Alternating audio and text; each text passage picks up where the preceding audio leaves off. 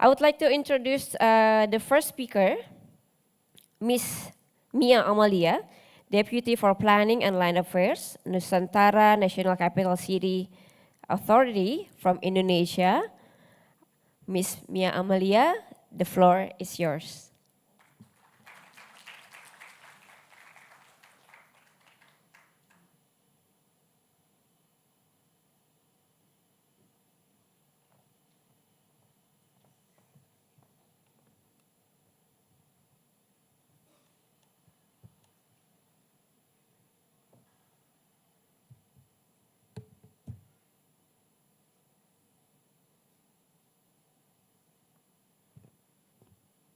Thank you, Ibu Falin. Good morning, everyone. Selamat pagi. Assalamualaikum warahmatullahi wabarakatuh. Today, I would like to share with you our spatial plan for Nusantara.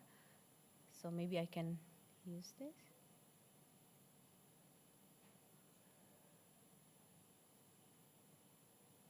Okay, thanks. All right. Thank you. Spatial plan for Nusantara Capital City has 3 levels, macro level, and maybe I can use this or no. Macro levels, meso, and also micro levels or detail plan. They are developed by line ministries in Indonesia, so it is not formulated by only one ministries, but in collaboration with many sectors. In macro levels, we have a strategic development plan for Nusantara, or maybe we can also call it master plan of Nusantara. It was stipulated in presidential regulation. So, I mean, the level of regulation is quite high because it is in the in the presidential regulation level. And it also serves as a reference for us all who develop master plan or other plans for Nusantara. It was developed in 2020 by Ministry of National Development Planning or Bappenas. In meso level, we have a National Strategic Area Spatial Plan on the scale of 125,000. Usually in this level, the scale is 150,000. But for Nusantara, we aim for a more detailed plan. That is why we aim for 25,000. And it was developed by Ministry of Agraria and Spatial Planning. Yesterday, Pak Eko joined us to present some of other spatial plan for other area. And in the micro level, we have detailed spatial plan in the scale of 5,000. And in Nusantara, now we have 9 detailed spatial plan. And maybe later on, we are aiming to have a more detailed plan in the form of not urban design though, we call it building and environmental guidelines or RTBL in Bahasa Indonesia. It will be in the scale of 1,000. I also must make a note here that Bu Falin, our moderator today, is one of the urban designer for IKN. So, and in the afternoon, I think we can also hear or listen from Pak Wira. He is the one who developed a detailed spatial plan for Nusantara. So, we are here with all the experts today from Nusantara. Next. So in the master plan, Nusantara provide guidelines in the form of key performance indicators. And also, I would like also to say that these indicators were developed to reflect Nusantara's vision to be the world-class city for all. And in the process, we also take some concept from New Urban Agenda. All the principles are also included into the master plan and also in the reflected in the KPI. Not only New Urban Agenda, we also take some indicators from Sustainable Development Goals. Here you can see that in the bottom we have identified which principle correlates with which goals. For instance, if we are talking about the first principle, designing with nature, yeah, we can zoom in like that. Here we can see that the indicator correlate with goal number 11, sustainable cities and communities, and also goal number 15, life on land. The development, as I said before, the development of the capital city also in line with other global commitment, New Urban Agenda. We also put the principle of New Urban Agenda into the plan, such as inclusive and participatory, gender and age responsive, effective and efficient and productive, easy to access and affordable, integrated, transparent and accountable, also safe, comfortable and sustainable. In IKN, we developed 9 economic development areas. We can continue to other slide. In the strategic spatial plan, these 9 development areas are designed. All are designed based on their economic function and also the ecological condition in those certain area. As you can see here, 6 development areas are new areas in the western part of Nusantara. Yesterday or the day before, you also see this part of Nusantara, especially in area number 1. We call it KIPP or Government Core area. That is the one that you visited the day before. And in the eastern part, we can see 3 development areas of Nusantara. There are number of residents there already, current residents, about I think more than 100,000 residents in the eastern part of Nusantara. Next. Here we can also see our National Strategic Area Spatial Plan for National Capital. The guidelines for IKN or Nusantara development is they are all in accordance with the environmental capacity and also cohesiveness of the surrounding area. The urban area in the light gray area are spatially connected with rural areas, dark gray, dark brown, and also light brown in this picture, and also buffer areas in dark blue, gray, and purple area. So the existence of urban and rural areas are integrated socially, physically, and also ecologically. If you look at the urban planning area, the gray one, it is not all urban. About 50% of those areas are also green area where wildlife corridors are also present.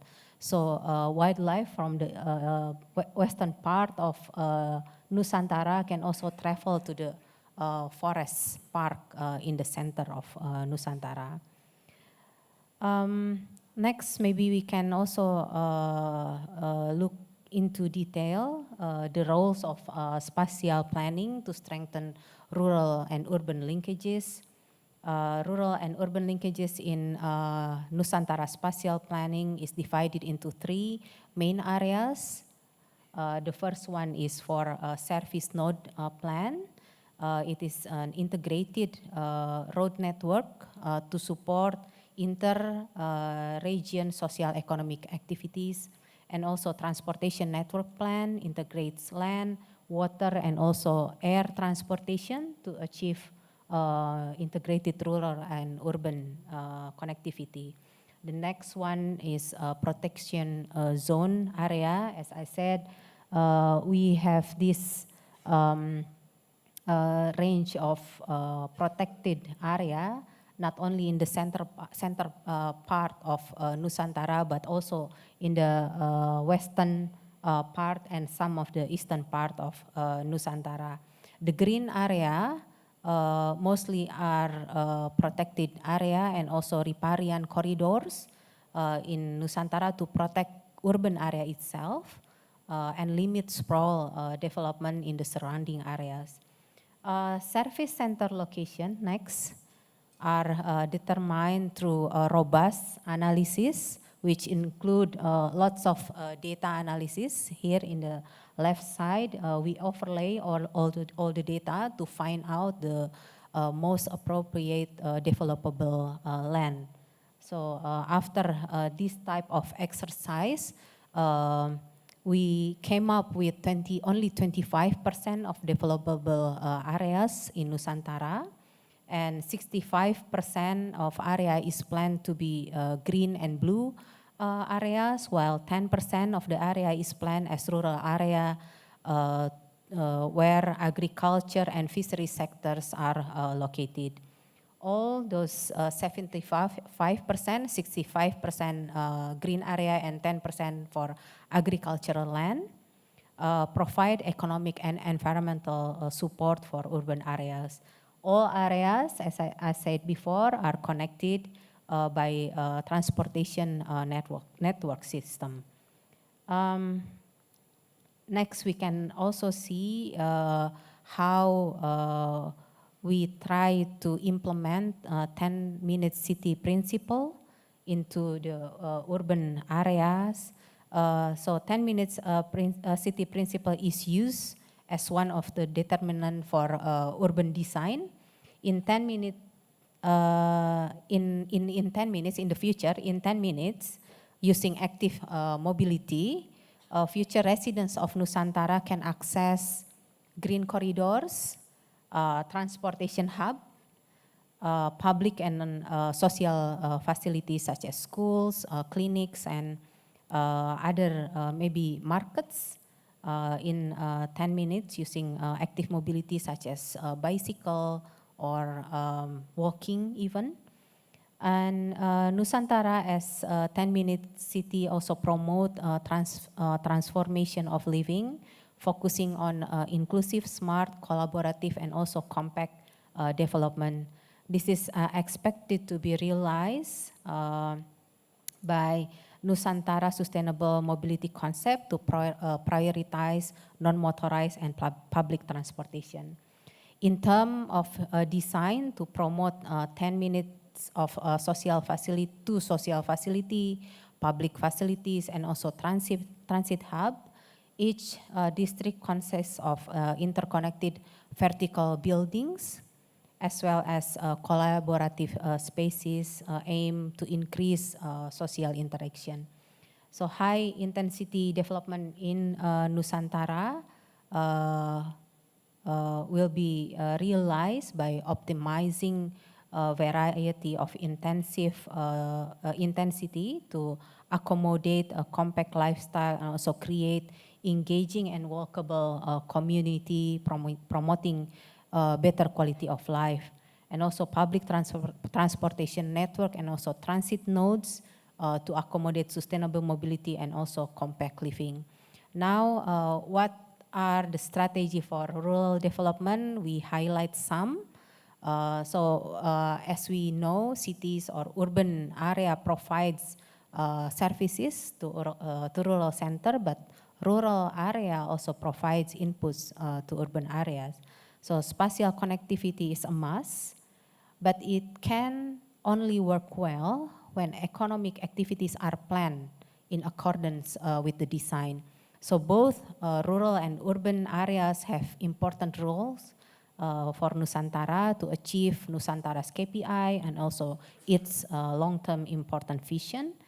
But in rural area, aside from development of agricultural and fishery sectors, such as what we have in development area number 8 and also development area number 9 in the eastern part of Nusantara, we also try to implement environmental management principles and strategies, which include maintaining and improving environmental support and capacity, avoiding environmental risks and damage, optimizing the performance of ecosystem services, utilizing and the potential of natural resource efficiency, and also reducing the vulnerability of the regions, and improving and maintaining biodiversity resources.